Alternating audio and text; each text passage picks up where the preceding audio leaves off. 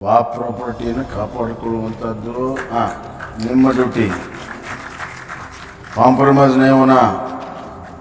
अगर कॉम्प्रोमाइज़ हुआ तो हम कुछ नहीं कर सकते, ऊपर वाले देखते रहते. तुम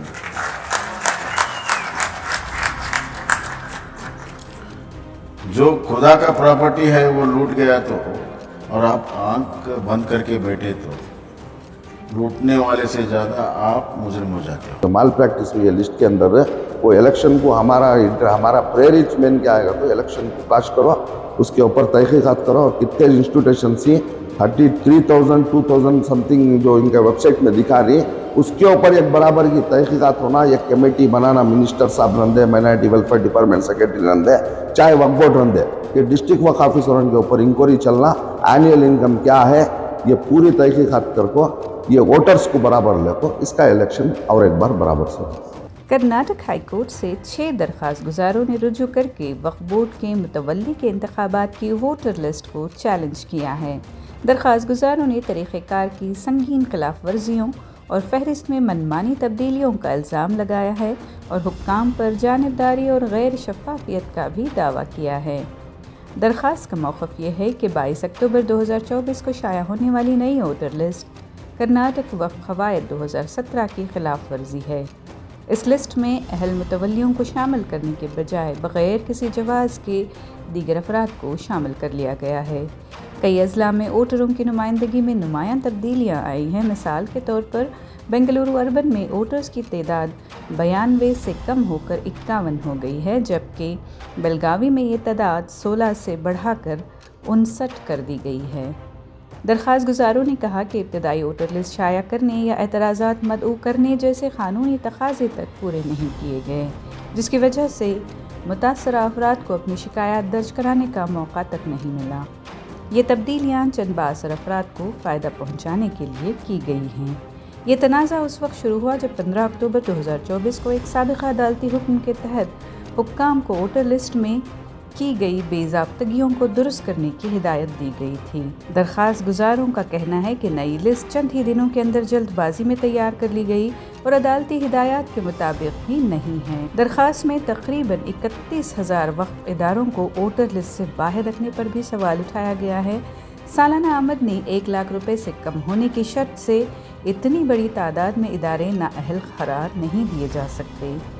इसके अलावा वोटर लिस्ट की इशाअत के दिन ही इंतखाबी अमल जैसे रिटर्निंग अफसर की तकर्रुरी और शेड्यूल का ऐलान भी किया गया, जिससे शफ़ाफ़ियत पर शुबा होना लाजमी है.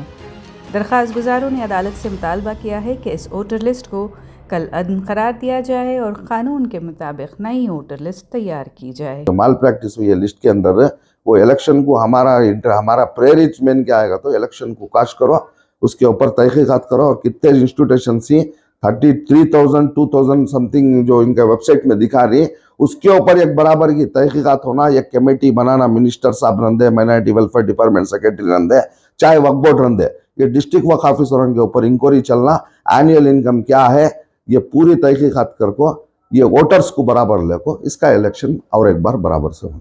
कौन माइनॉरिटी वेलफेयर डिपार्टमेंट है, लेकिन हमारे पास वक्त नहीं था. ये माल प्रैक्टिस हो रहा है ऐसा रिवाइज लिस्ट के अंदर भी करको बोल को, अब हमें सेक्रेटरी को देने, सीईओ को बोलने देते तो भी हमारा जो भी हमें रिप्रेजेंटेशन देते हैं उसके ऊपर, तो इन लोग 15-15 दिन 20-20 दिन इसके ऊपर निकाल लो को रिप्रेजेंटेशन को बाजू रख डालती. टपाल सेक्शन से जाने के वास्ते कोई सा भी रिप्रेजेंटेशन वक्फ बोर्ड के अंदर दिए तो 15 दिन फिरना पड़ता, सीईओ के पास गया नहीं करको बोल को.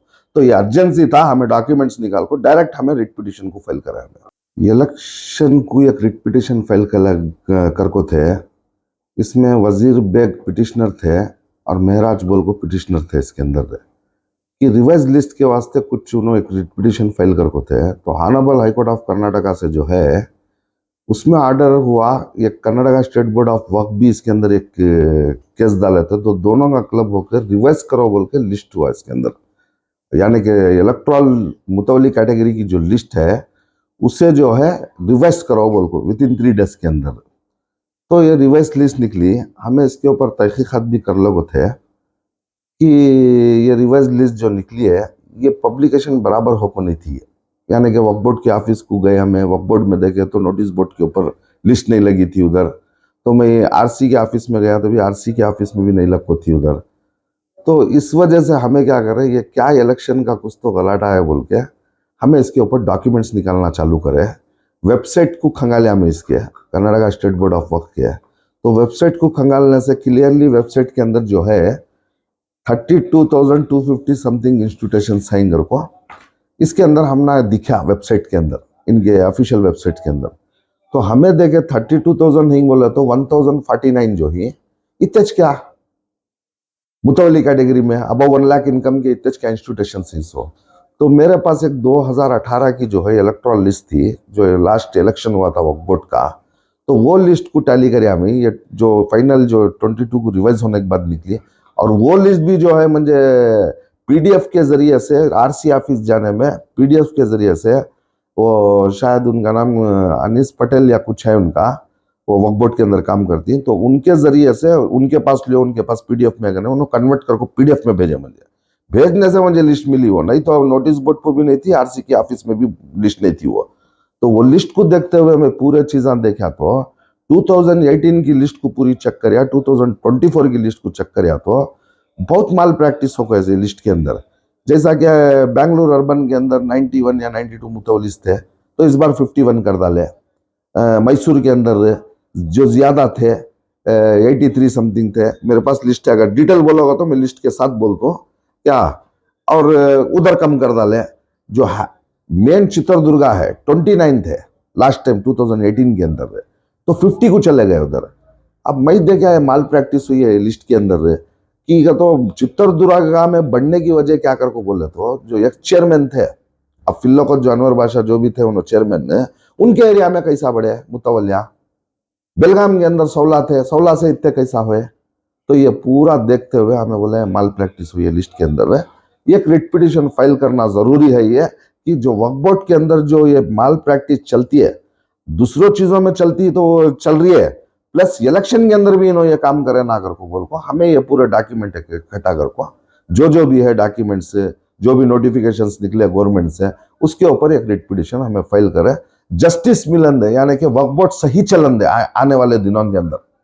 करप्ट नहीं है ना वक्फ बोर्ड, करप्ट के साथ अभी माल प्रैक्टिस भी हो रही है लिस्ट के अंदर मुतवली कैटेगरी के अंदर, हमें रिट पिटीशन फाइल कर इसके। रिट पिटीशन कब फाइल करें, कब?